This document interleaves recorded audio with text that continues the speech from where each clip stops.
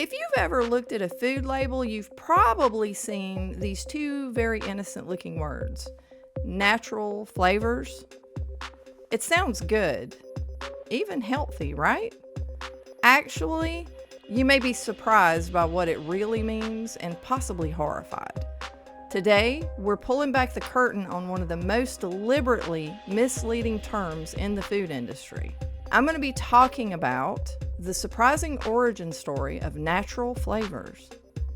Specific examples of how this term is deliberately deceptive. Natural versus artificial versus organic. What's the difference and what does it all mean? The potential health concerns hiding in your food. Simple alternatives to processed foods loaded with mysterious flavors. And my own personal journey using real whole foods to heal and lose 100 pounds. This one is a real eye-opener, so stick around, because we are going to do a deep dive into a variety of FDA word salads, right here on the Carnivore Science Channel.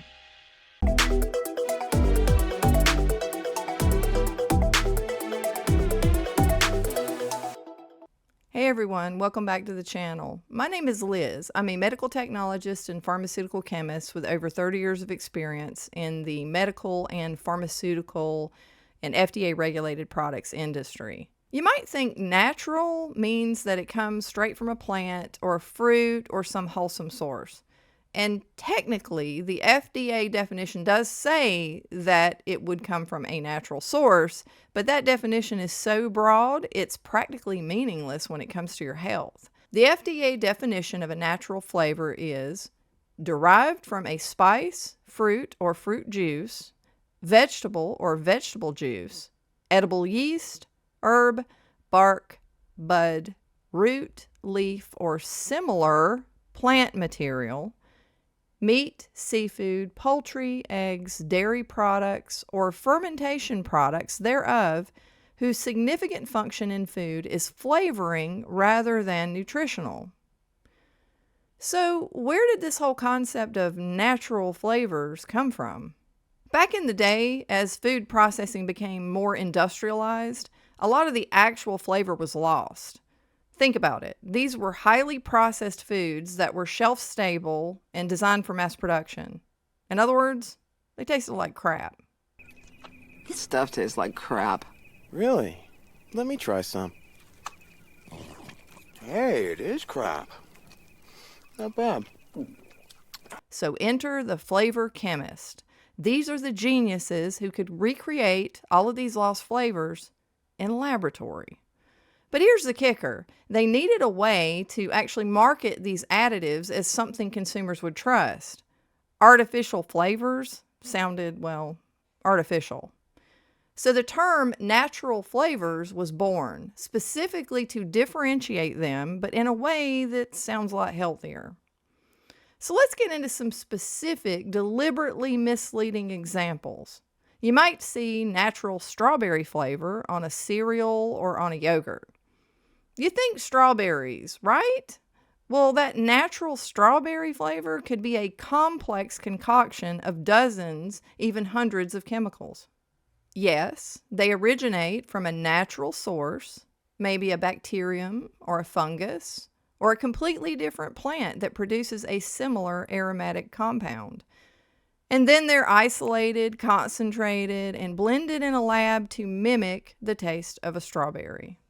They are often dissolved in a solvent, which could be something like propylene glycol, an ingredient also found in antifreeze. It's still considered natural because the initial molecule was found in nature. Here's another one you've probably seen quite often. Natural vanilla flavor. Now you're thinking vanilla bean, right? Could be. Or it could be Castoreum.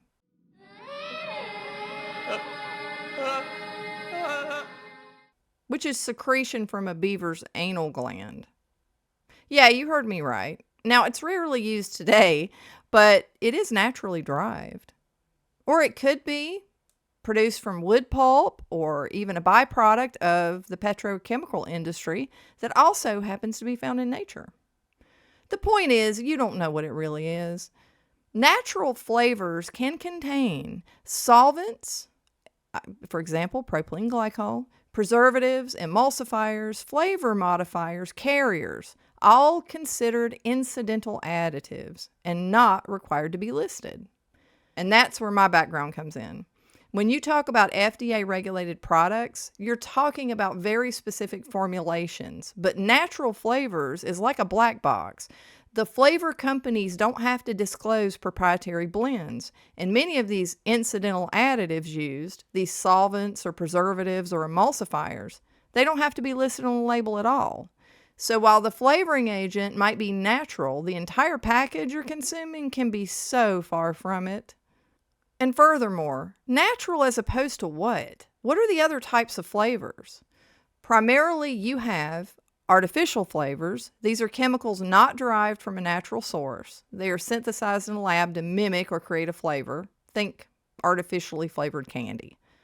Or natural flavors, as we just discussed, naturally derived chemicals often highly processed and mixed with other undisclosed incidental additives.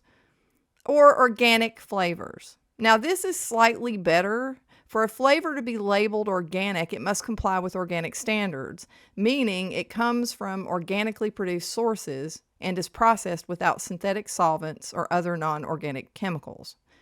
This can be a step up, but depending on the rules and type of food, it can be really shady still. So you're probably thinking, well, this sucks, or this is really concerning. But what's the alternative? And this is where my journey comes into play. For 3 years now, I've been living a carnivore lifestyle. That means my diet consists of meat, eggs, and some dairy. It sounds extreme to some people, but for me, it was the answer to all of my prayers. I had so many unexplained health issues. Before carnivore, I was on medications for multiple conditions. I was inflamed, constantly tired, and carried around 100 extra pounds. The doctors never could figure out what was wrong with me. They can only treat symptoms, and not really very well at that. All they did was prescribe me medications. When I cut out all the processed foods, all the natural flavors, and all the hidden sugars, all of the seed oils, and focused on nutrient-dense whole animal foods, everything changed. My inflammation disappeared, my energy soared, and those 100 pounds just melted away. I no longer need any medications, and I feel like I'm in my 20s again. So how do we navigate all of this confusion? Well, I have a few tips for you. Number 1, read every label very carefully. Steer clear of anything that sounds too good to be true. Like a 20-year shelf life. Or if it looks like a chemical encyclopedia. Your body deserves to know what you're putting into it. Number 2, prioritize whole unprocessed foods. This is the easiest way to actually avoid all of this nonsense. Number 3, cook more at home. You know what you're buying, and you know what you're making, and how you're making it. Number 4, be skeptical of weasel words like natural. There are others out there, trust me. So what are your thoughts on natural flavors? Have you actually felt like you've improved your health by getting rid of processed foods? Do you feel like processed foods don't bother you at all? I'll be interested to hear what you have to say. And let me know if you guys enjoyed this information, because the FDA never tires of their word salads. There is so much more to unpack. There are more black boxes out there that need to be opened. So let me know in the comments below if you'd like to see more of this type of information. And if you did like this video, if you could give it a thumbs up, I would really appreciate it. And if you would like to subscribe, and I will see you guys in the next video. Bye.